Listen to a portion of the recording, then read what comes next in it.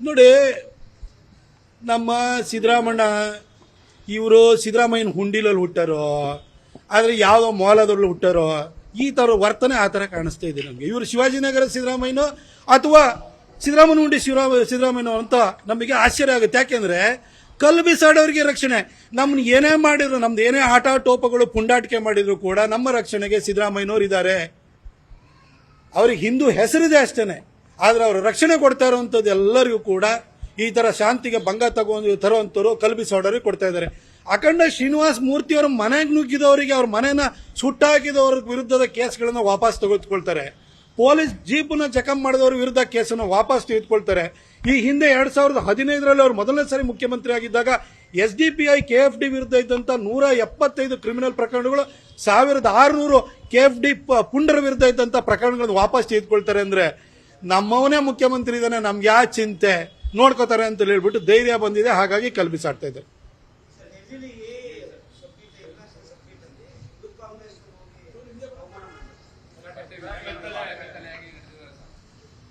ಅಲ್ಲಿ ಪೊಲೀಸರು ಮಾಡಬೇಕಾದ ಕೆಲನ ಜನ ಮಾಡಿದ್ದಾರೆ, ಪೊಲೀಸರು ಮಾಡಬೇಕಿತ್ತು ಆ ಕೆಲಸನ.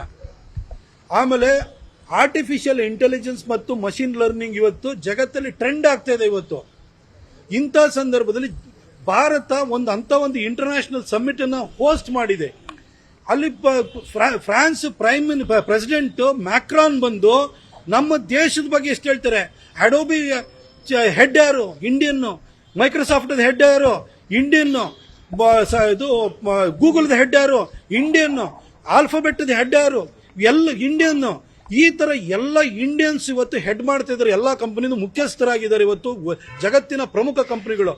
ಅವರೆಲ್ಲ ಬಂದು ಅಲ್ಲಿ ಕೂತ್ಕೊಂಡು ನಿಮಗೆ ಈ ತರದೆಲ್ಲ ಒಂದು ಒಳ್ಳೆ ಸಮಿಟ್ ಅಲ್ಲಿ ಪಾರ್ಟಿಸಿಪೇಟ್ ಮಾಡಿದ್ರೆ ಇವ್ರು ಅಲ್ಲಿ ಹೋಗಿ ತರಲೆ ಮಾಡ್ತಾ ಇದ್ದಾರೆ ಅಂತ ಹೇಳಿದ್ರೆ ಆ ರಾಹುಲ್ ಗಾಂಧಿಯ ಮನಸ್ಥಿತಿನೇ ಇಲ್ಲಿ ಕಾಣಿಸ್ತಾ ಇರೋದು. ಆ ವ್ಯಕ್ತಿನೂ ಅಷ್ಟೇ, ದೇಶದಿಂದ ಆಚೆ ಹೋದ್ರೆ ದೇಶ ಬೈಯೋದು, ಪಾರ್ಲಿಮೆಂಟ್ ಒಳಗೂಡು ದೇಶ ಬೈಯೋದು, ಆರ್ಮಿನ ಬೈಯೋದು, ಆರ್ಮಿ ಆತ್ಮಸ್ಥೈರ್ಯ ಕುಗ್ಸೋದು. ಅದೊಂದು ನಮ್ಮಲ್ಲಿ ಒಂದಿದೆ, ಈ ಹಿರಿಯಕ್ಕನ ಚಾಳಿ ಮನೆ ಮಂದಿಗೆಲ್ಲ ಅಂತ ಹೇಳಿ. ರಾಹುಲ್ ಗಾಂಧಿ ಮನಸ್ಥಿತಿ ಹಂಗಿರ್ಬೇಕಾದ್ರೆ ಇನ್ನು ಸಾಮಾನ್ಯ ಕಾಂಗ್ರೆಸ್ಸಿನ ಕಾರ್ಡ್ ಹೋಲ್ಡರ್ ಪುಡಾರಿಗಳು ಇನ್ನೇನ್ ಮಾಡ್ತಾರೆ?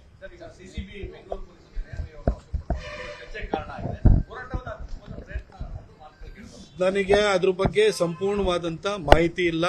ನಾನು ಕೂಡ ಇವತ್ತು ಬೆಳಗ್ಗೆ ನಾನು ನೋಡಿದೆ ಅಷ್ಟೇನೆ.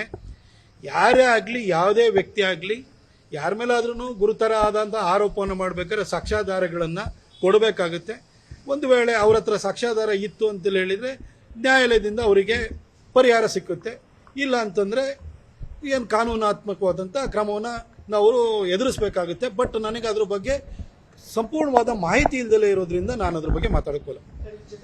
ನಿರ್ಭೀತ, ನಿಷ್ಪಕ್ಷಪಾತ, ವಿಶ್ವಾಸಾರ್ಹ ಸುದ್ದಿಗಳಿಗೆ ಮತ್ತೊಂದು ಹೆಸರಾಗಿರುವಂತ ನ್ಯೂಸ್18 ಕನ್ನಡ ಈಗ ಆಪ್ನಲ್ಲೂ ಲಭ್ಯವಿದೆ. ದಯವಿಟ್ಟು ಇಲ್ಲಿರುವ QR ಕೋಡ್ ಅನ್ನ ಸ್ಕ್ಯಾನ್ ಮಾಡಿಕೊಂಡು ಆಪ್ ಅನ್ನ ಡೌನ್ಲೋಡ್ ಮಾಡೋದಕ್ಕೆ ಮರಿಬೇಡಿ. ನಿಮ್ಮ ಬೆಂಬಲ ಹೀಗೆ ಸದಾ ನಮ್ಮೊಂದಿಗಿರಲಿ. ಧನ್ಯವಾದ.